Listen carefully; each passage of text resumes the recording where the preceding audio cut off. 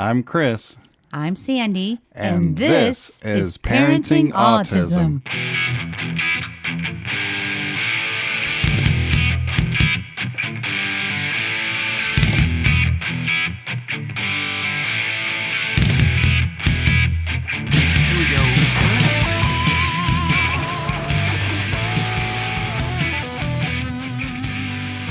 Hello, everyone. Welcome to episode 128 of the Parenting Autism podcast. I'm joined by my lovely wife, Sandy. Hello. And what's in store for our listeners today? Well, first I have a book review from someone that shared one of their books that they wrote with us. I have just some conversation about kind of what we've been talking about. What does the Bible really say about disability and our burden that we have for helping families who have disabilities be better equipped and welcomed into churches. So I want to talk about that a little bit. We have been on vacation and we have been out with COVID. So it's been more than a month since we've been able to record. I don't want to dwell on that too much, but I'm sure we'll give some vacation highlights. So that's what I was thinking. What were you thinking? I usually think whatever you think. You should learn to be an independent thinker. Okay. Stinker. Anyway, so I got a little bit of phlegm going on here, and I apologize to anybody hearing it, but I'm going to try to get through this podcast. So the book that I want to review first is Oliver's Extraordinary Friend, written by Andrea Mercier. And I don't know if she pronounces it Andrea or Andrea. But anyway, it's a boy's journey about embracing autism. And it's a kind of a cartoonish book. And it's well written. I would say that it would be a great tool for helping students and children. And I was even thinking adults to have a better understanding of autism. This is talking specifically about a little boy, Gabriel. Oliver. He has a friend named Gabriel who has autism. And at first, Oliver was scared to be his friend because he didn't understand why Gabriel did some things different than he did. In this particular case, Gabriel didn't have a lot of language, so he didn't speak. But Oliver learned how he could still be friends. And his mommy was the one who helped educate him and coach him and learn how to be a friend to Gabriel. And so what I really liked about this book, in addition to just the story itself, was at the end, there's a discussion page, like a page with discussion questions, I should say it that way. And that way, if a teacher's reading it, or if a parent's reading it with a child that they want to understand autism more, they can talk about that. She also had a whole page about what kids might have trouble with or unusual things that they do. And I was even thinking about us taking a snapshot of that, and we can share that with the leaders at our church with the kids, because we're going to talk about our meeting that we had the other night too at church. And I just think giving them tools, and it looked like a good tool, like a snapshot, to answer those questions. And also sensory seeking. She addressed that in the book and had a page kind of summarizing what sensory seeking means in our autism world. So I would recommend it. You can find it on Amazon. Again, that's Oliver's Extraordinary Friend by Andrea, Andrea, Mercier, Mercier, and I will put a link in the show notes. I went to school with a boy named Keith Mercier, so... Made you think of Keith. Maybe there's Shout a relation. Shout out to Keith. Yep. All right. That's the summary of that. Okay. So, since I mentioned that we spoke at church the other night, do you want me to do the most of the talking here? Because, at the church meeting, we had 15 minutes and I took 14 of them. And you said I left you a minute, even though you said I'd leave you 2 or 3. So let's see, 1 minute. So how much do you want today? If I ask for 2 or 3 minutes and I get 1 minute, that would be like 50% of what I asked for, or 25, depending. As I told you, I really wasn't looking at how many minutes, but I knew I had to leave you a little time. That's all fun. But anyway, we were asked to speak at the training for our church the other night. The children's ministry training. Thank you. You can fill in my blanks. You're very good at that. So I guess I'm good at some things. You're good at a lot of things. Filling in my blanks lately is becoming more and more. So anyway, so we spoke for about 15 to 20 minutes and put together a PowerPoint presentation and kind of honed in on the difference between visible disabilities and invisible disabilities, because I think probably what gets most understood or misunderstood, I should say, the most is the invisible disabilities, which would be sometimes autism, ADHD, OCD, what's the other one? Defiant disorder. That's one as well. There's a lot of them. There's quite a few Auditory of them. processing disorder. Yeah, that one as well. And people can't really see that because we know that some disabilities are more visual. We had a picture side by side of Bryce at the same setting where one, he had his headphones on. There's your visible disability. When he doesn't have his headphones on, if you're just looking at him, you have no idea. You'd have to get into a conversation with him. And, this morning at church, we had a little bit of an issue because he took something literal that was said and it resulted in tears, and he thought he wanted to leave, and we were able to turn him around, and we're proud of that. But again, that could have gone south very quickly. And it's just trying to help educate people that it's okay and how to embrace and to love on the families. And I think it's just as important to make the parents feel comfortable as it is to make the children feel comfortable. And we really address that. Is there anything you want to add to that? I just added that, people with children with disabilities, they often go to several churches before they land on a home church because it's difficult to find a church that speaks a message that the parents like and are able to love on a child with a disability at the same time, or have a program for children with disabilities. So by the time those parents come to our church, we just need to make sure that they're extra welcomed, that they're well received and reassured that their child is safe and that they will be welcomed with open arms, because it's hard enough to find a church where there's a pastor that speaks a message that's true to your faith. And then on top of that, trying to find a church with a program or leaders that know disabilities and accept and love on those kids. Yeah, I thought that was really good. And we did also help them understand that many families who have children with disabilities don't even attend church because they've possibly tried and it didn't turn out well. With church services being accessible online so much easier now, I think sometimes you just kind of wave the white flag and it's like, it's so much easier for us to just not go. But yet, I think being at the church, being loved on, being seen, being held, you don't want to be isolated, and that's one of the most important places that families can be.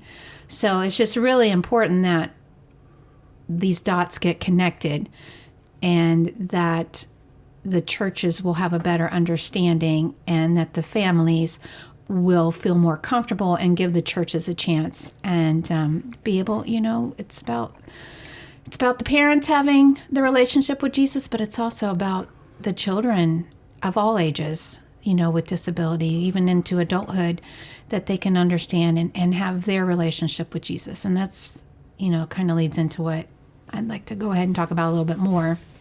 Yeah. If I may. If you're a pastor and you're listening to this, this is, our community is an unreached people group. That's another point that we try to get across to pastors and leaders at churches is, you don't have to send a missionary overseas, necessarily to reach an unchurched people group. We have them here right in the United States in your community. So, yeah. Yeah, very valid point. And I heard someone say the other day, so I can't take full credit for this, but it sure did resonate with me, talking about our children and those with disabilities and how God's created them. And there is a lot of talk about, okay, once your child gets a diagnosis, whether they're born with that right away or they get a diagnosis later in life or they're in an accident and then that's what causes a disability. Regardless, it's God's plan A and we call it plan B. But I think it's really important that we all remember that each of us are created with God's plan A. And that means He knows, it's very clear in the Bible, how many hairs are on our head. He formed us. He put us in our mother's womb. He has the plan for us. And when you are the parent of a child with a disability, just understand and embrace that God chose you to be the parent of that child. So again, this is it's not a mistake. It's not something that it's going to be, oh no, what did I do wrong? Or, oh no, I need to fix this. And it doesn't mean, we live in a broken world. And so there are going to be things that aren't perfect. That's just the way life is. But when we can really change our perspective and see the beauty that this is God's plan A, God has a plan. I've been saying a lot lately, I just got to stop asking why, and I need to ask what. Okay, not why, God, but what, God? What do you want me to do with this? How do you want to use us on this earth as missionaries to carry out your mission, because you have brought autism into our home? So what are we to do with it? And I just think that's really an important question for all of us to ask ourselves, and to really rest in the comfort and in the peace and the knowledge that our children were created as God's plan A. And it's our responsibility to figure out what that plan is and to help execute that plan. Right. I think what you're saying is when you get that diagnosis of autism, a lot of times parents think, okay, we got to go to plan B because plan A is out the window now. But maybe that's your plan, but that wasn't God's plan. God's plan was the autism diagnosis, and that's His plan A for that child and your life. And He has equipped you to parent that child. That's it. So I think that was just really resonated with me, and I thought, yeah, I think that's good, and I thought that would be good to share because I feel like somebody needs to hear that today on this podcast. So I also have been doing a lot of research just about disability and faith and finding different resources, and you and I are we're getting some answers and clarity, but we're still praying about exactly what we're supposed to be doing in this, season of life and with this extra time that God has given us. But as I've had more time to study, I've really been finding some good tools. And I printed this out. It says, what does the Bible really say about disability? And I wanted to share these verses because I think it's going along with what I was saying before about God's plan A. Disability is not a mistake. We were all created wonderfully, on purpose and for a purpose. And some of these verses that support that is Genesis 1:26. Then God said, let us make human beings in our image to be like us. So we were created by God. Then we have Psalm 139, 13 through 16. You made all the delicate inner parts of my body and knit me together in my mother's womb. Thank you for making me so wonderfully complex. Your workmanship is marvelous. How well I know it. You watched me as I was being formed in utter seclusion, as I was woven together in the darkness of the womb. You saw me before I was born. Every day of my life was recorded in your book. Every moment was laid out before a single day had passed. God has the plan for us. This was great in Exodus 4:10 through 12. But Moses pleaded with the Lord, "Oh Lord, I'm not very good with words. I never have been, and I'm not now, even though you have spoken to me. I get tongue-tied and my words get tangled." Then the Lord asked Moses, "Well, who makes a person's mouth? Who decides whether people speak or do not speak? Hear or do not hear? See or do not see? Is it not I, the Lord? Now go, I will be with you as you speak, and I will instruct you in what to say." And I think in the world of autism, you got verbal, you got nonverbal. You have children who can say a few words, and you have some children that can't verbalize any words, but they can find other methods to speak, right? God provides those methods. Technology comes along. Sometimes you have the speech, but God knows, and He is the one that's going to provide. And in Moses' case, he had his brother Aaron, and Aaron's the one that spoke for him. And God was still able to use Moses, but He needed Aaron for Moses to carry out his calling. And that's why our children need us to help them carry out their calling. So John 9:1-3, as Jesus was walking along, He saw a man who had been blind from birth. "Rabbi," His disciples asked, "why was this man born blind? Was it because of his own sins or his parents' sins?" "It was not because of his sins or his parents' sins," Jesus answered. "This happened so that the power of God could be seen in him." And that is a verse that I grabbed onto a couple years ago, and I really embrace that, because it's not because of sin. It's not because something is bad has happened. It's because God has a plan, and He's showing the power of God through Bryce. There's a testimony. There is a testimony, and I just think, again, it's all about that perspective. But this is in the Bible. So for those who share our faith, which I know there's many of you, because you reach out to us and you say you're so happy that, we share our faith on here, which we do sometimes. And this one is really just to encourage people that this is very biblical, and we do have things in the Bible that will help us. Disability is not always easy. God empathizes with us. He helps us. He promises to be with us. And there's verses of reassurance with that as well. I'll just read one, but 2 Corinthians 12:9 says, "Each time He said, 'My grace is all you need. My power works best in weakness.' So now I am glad to boast about my weaknesses so that the power of Christ can work through me." And we just have to remember that.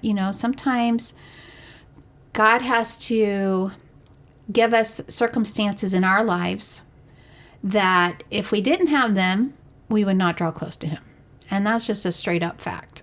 You and I are closer to the Lord because of everything that we've been through in our lives. And, it started with the miscarriage of losing Malachi, and then with Bryce's stroke, and then Bryce's autism, and all of those things. Every single one of those extremely painful, devastating situations has brought us closer to the Lord and not further away from Him. I think if you look at it from the standpoint that this is God's plan for your life, then so much weight is lifted off of your shoulders, and you can put it on God's shoulders, because God has set a path before you to take. And once you give that to God and say, "Okay, God, you take the wheel," as so many people say, you let Him guide you. Because really, when we get diagnoses like that, it's out of our control. We don't know what to do. We scramble for answers. Well, God has all the answers, and we just have to look to Him for the path that He wants us to be on and stay on that path. We could easily be angry about the diagnosis of autism, or that he had a stroke, or we had a miscarriage. We could just be upset, and we could let that rule our life. But now that we know that that is part of God's plan from our faith, that puts all that hatred and bitterness and sadness aside. For the most part, we're not perfect people, right? Nobody's perfect. Jesus was the only perfect person that ever walked this earth. So nobody's perfect. Yes, you're going to go through times of sadness or anger or whatever, but for the most part, if you just keep that at the forefront of your mind, that God is in control, He has you on this path for a reason, look for the blessings, look for the testimony. I love that. Yeah, and look for your mission in this. Yes. Because the Bible gives us the Great Commission, and this is part of it. You know, it's if He has chosen autism to come into your world in any way, shape, or form, and sometimes it's not your child that has autism, but God brings other people into your life, and He gives you compassion for people who have disabilities, special needs. You know, we talk about autism a lot because that's our primary diagnosis we deal with on a day-to-day. But, you know, I know that people get called to be guardian for these adults, that when their parents pass away and they need someone to take care of them, maybe that's your mission. You know, just be open to that. Be open to the world of disability. As you said, they're so underserved, and yet they're such beautiful, authentic, pure people. They speak it to you straight. Yeah. Unfiltered is used frequently to describe them. We have a lot of people say, I wish people would just tell us straight up like Bryce does. Yeah. You know? Somebody asked him yesterday, we're at a restaurant, she goes, "Oh, can I go bowling and you stay here and work?" He goes, "No." And he just walked out, and she just started laughing. And it's like, no, I don't want to go do that, you know? I mean, just think about what a blessing the Special Olympics community has been to us. Like, if Bryce had not had a special need, we would not really even know anything about the Special Olympics. And we found our group of people, our, family. It's like extended family. These people are so giving. Yes. They're sweet. joyful. They are joyful, right? They're so friendly. And it's just like we uncovered a rock and there was a gem under there. You know, it's those things that you have to look for and embrace. Yeah. And I think because we have become, in the past year and a half, a lot more involved in Special Olympics, and we're seeing the older adults that have disabilities, my heart goes out for them too. Like, do they know Jesus? Do they have a place that they can go to church? Is there some place that they can serve? Because I think their hearts are there, and the abilities are there. You just have to find the abilities. And that's where I think of like 1 Corinthians 12:22. It says, those parts of the body seem to be weak or indispensable. But, Romans 12:4-5 says, just as our bodies have many parts and each part has a special function, so it is with Christ's body, and we are many parts of one body, and we all belong to each other. And so I think that's where I'm becoming so burdened and called to find a way that we can educate them to make sure that they know about Jesus, and that they can fulfill whatever their purpose and mission is. They still have a purpose. Absolutely. They still they're valued, they're valued and they have a purpose. Yeah. And they have abilities. I saw a shirt the other day that said, "Don't diss my ability." And I thought, I love that, right? Because we do use the word disability. It's what's out there. It's what legally gets you the assistance that you need. And so, yes, it is a disability. Yes, it is a special need. But yet there are abilities. And at the end of the day, don't diss their abilities. Yeah. Find their abilities and find how they can be used. What are they passionate about? Find their likes. I'm sure they love music. They love dancing. They're great greeters because they're always friendly and smiling. And there's just ways that I know they can be used in the church. And I'm just determined to figure out ways to make it happen. Yeah, so that's one of our missions. That's where my heart is. Yes, that's where my mission is. So we'll figure all this out. But anyway, that's what's been going on. I think I'm going to talk about this next time. Yep. Because we're going to hit that topic. But vacation. Tell them what this was. Oh, this was, I didn't really say what it was. But what I am going to talk about next time is, the feeling of isolation or that nobody wants to help you. And is that because we don't allow it or because people don't want to? Okay. And I think that's a pretty good discussion. Okay. On a different day. So vacation, we went up to the panhandle of Florida. So we live in southeast Florida down on the Atlantic Ocean. Our final destination was about 7 hours from our home. So it's not like it's a skip and a hop. So we had never really planned a trip up there. But it just kind of all fell into place. And we're like, okay, let's go check out the rest of the state of Florida. I was happy to say that we liked the mountains. We actually saw some hills in Florida, which was surprising. It had kind of a vibe of, I'm from the Midwest, Indiana, and you're from Maryland. But it did have a little bit more of a vibe of like Georgia, a little bit of mountains, the brick buildings. I liked all that. Different trees. We're more in the tropical Florida section. And maybe it would be a little cooler up there, but it was not cooler when we were there. It was 100 degrees, so it was pretty blazing hot. But what we did was we found some things that we knew would interest Bryce. And that's kind of, I just did a newsletter. So if you guys don't subscribe to our newsletter, let us know, and we'll be happy to add you to the list. But I really just explained that, we went on this vacation and we're able to travel now. We just keep Bryce in mind. And then actually it opens our eyes and hearts to new things, especially me, because I am all boy mom now because it's kind of a funny thing, but we asked Bryce. I had found this, it was a much smaller version of SeaWorld with dolphins and different sea life that you could interact with, and it wouldn't be crowded, like SeaWorld. And I thought, oh, well, that would be fun. And you're like, we already have SeaWorld passes. How many dolphins can he see? I want to take him to the Air Force Armament Museum. I'm like, well, what's armament? I didn't even know what that was. And you're like, well, bombs. I'm like, oh, all right. So let's ask him, Bryce, what would you rather do? Would you rather go see dolphins or would you rather go see bombs? Oh, I definitely need to see the bombs. Okay. Well, there is our answer. So the good news was the armament was free. So we didn't spend the money to see the dolphins. And you're right. We're ready to go to SeaWorld. But anyway, so we did the armament one day. We did the USS Alabama. That was a battleship, right? And then the USS Drum.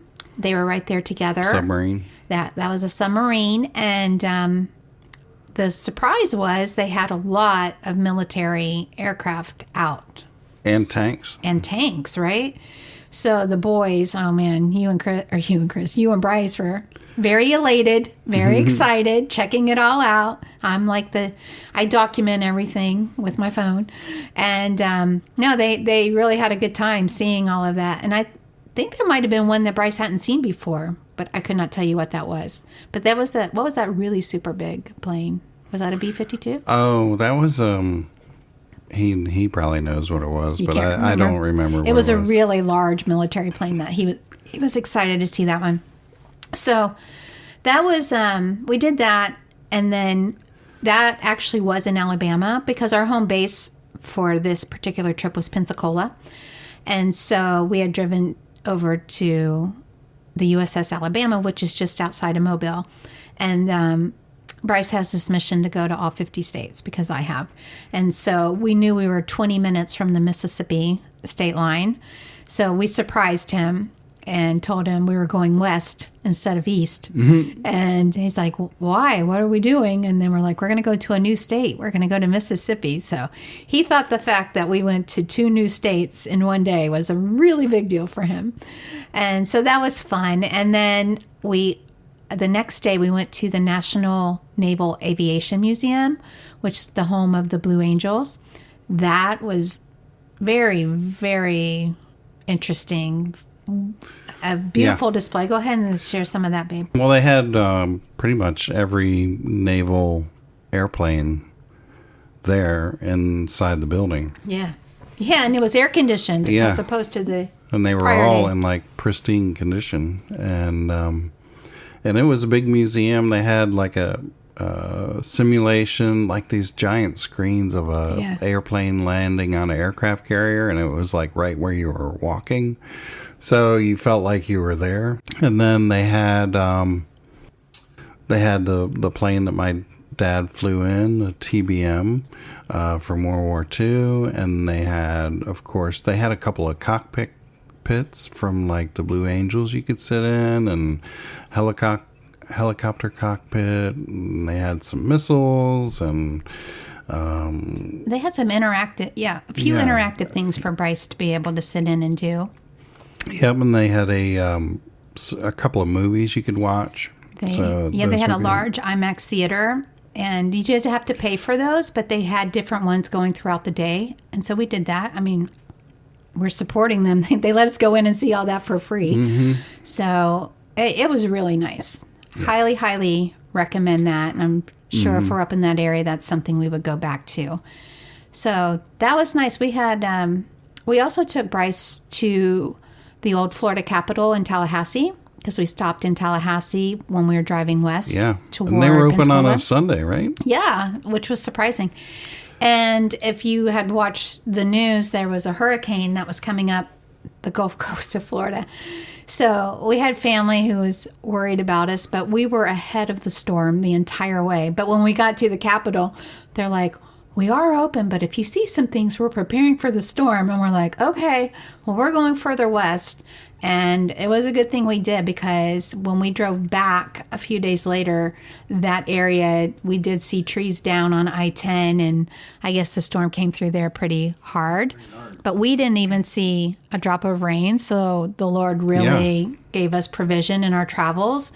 And everybody was enduring rain and wind here where we live, while we were up in the Panhandle in the far west and didn't have any bad weather at all. So the Lord really did bless us with all of that. And we checked out the beaches. They had white sand, Pensacola Beach, Panama water. City Beach. Yep. They were all crowded though, but we did end up finding like Pensacola Beach was not crowded. So that was nice.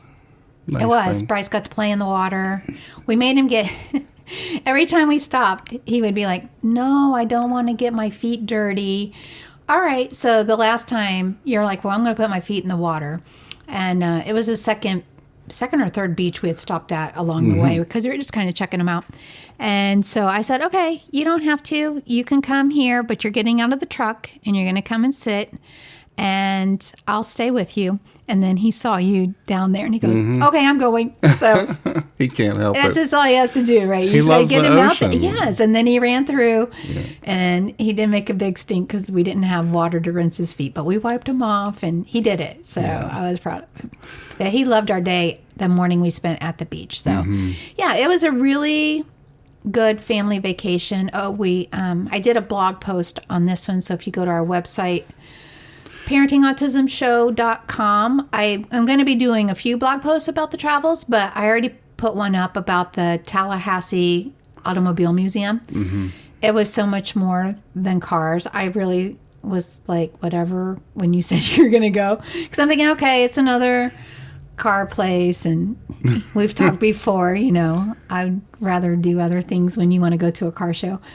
I'd rather do musical theater because you don't care for that, and you can go to a car show. But when we got in there were all kinds of collections of things. And I'm a piano person, so they had some really beautiful pianos. They had one from Elton John. They had one from the White House. They had one that had pictures painted on it. That gold one was beautiful. So, yeah, it was pretty cool. But they actually had collections, anything ranging from these amazing cash registers that were so beautiful, because we don't see that now. Well, you do swipe square, old cash registers, old stuff, and old outboard motors for boats. It's pretty much, if you could think it, they kind of had it there, and in large collections. And then for those who like Star Wars or Star Trek, they had every type of motor vehicle you can think of: bicycles, motorcycles, old telephones, the old 1920s and 30 cars, you know what I'm talking about? Like when I say old telephone, that's like the one that looks like a trumpet that you hold up to your ear and you talk into the trumpet. We used to have one of those on my home wall growing up. Yeah, because Dad worked for a General Telephone Company. And it worked?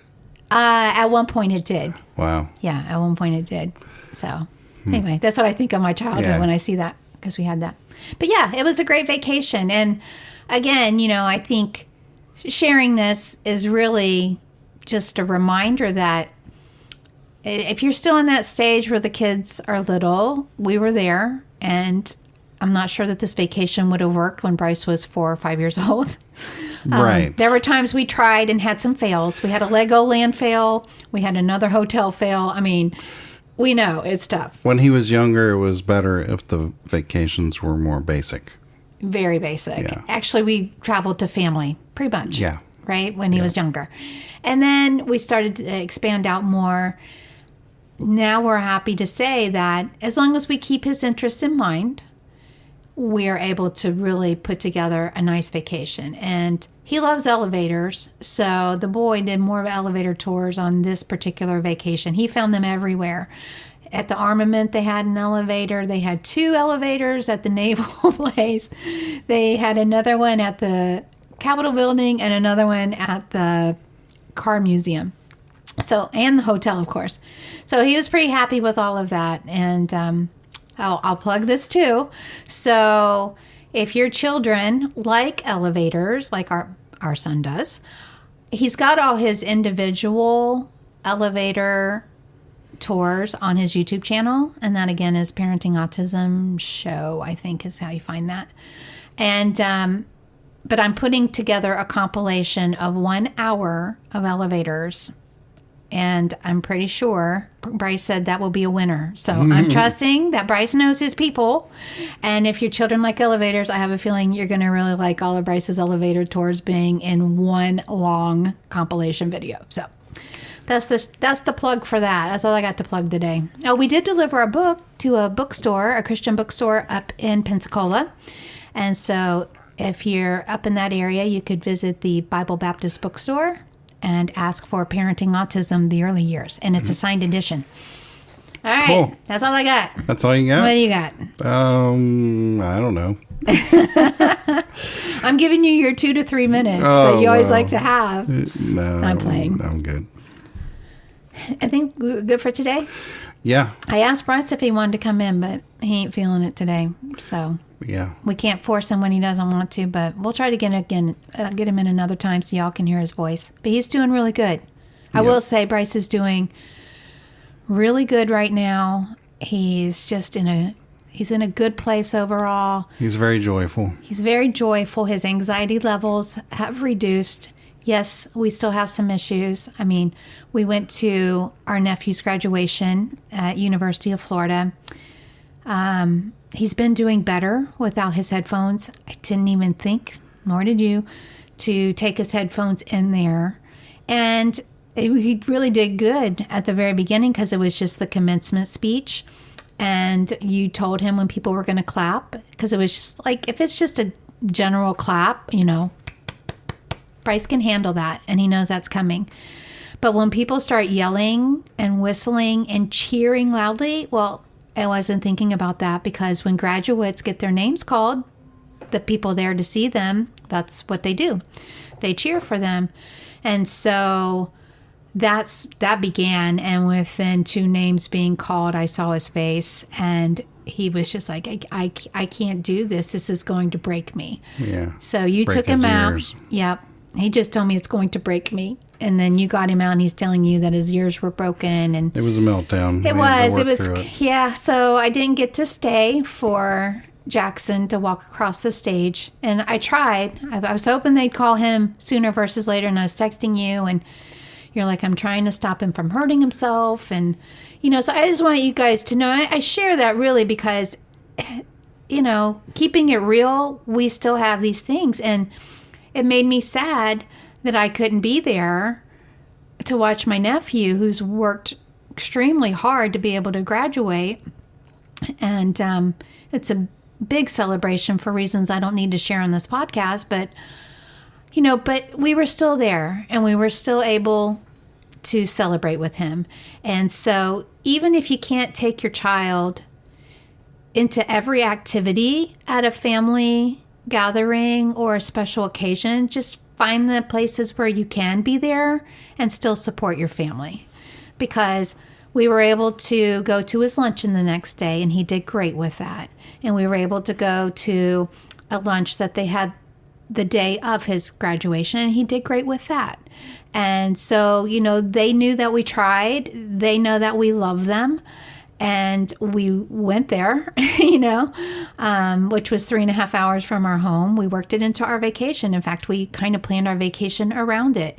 And so just because you might miss a certain special moment, you can still be a part of family activities, and it's okay, And again, I just think it's one of those things that we share our stories so that other families will know you're not the only one. So if you've had that happen to you, we get it.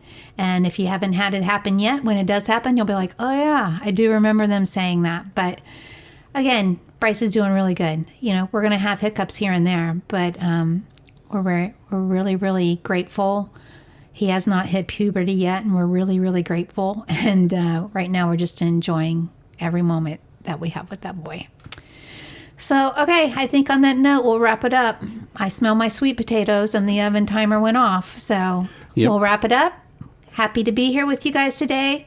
Sorry it took over a month. Don't think that should happen again anytime soon. But we'll be back to chat again in the near future. In the meantime, may the Lord shine upon you, and have a wonderful day. Thanks for listening. Bye. Bye. Hey guys, Chris here. I just want to give you a few ways you can find us on the internet and connect with us. The first would be our website, www.parentingautismshow.com. That has our blog, that has pictures, it has other resources for autism. You can also find us on YouTube if you search for Parenting Autism Show. There you're going to find our elevator YouTube videos, vacation videos, just things that we do with Bryce, some ways to work through meltdowns, things like that. Also, Facebook and Instagram. Facebook if you search for Parenting Autism Podcast, and Instagram is Parenting Autism Pod. Then there is our book on Amazon.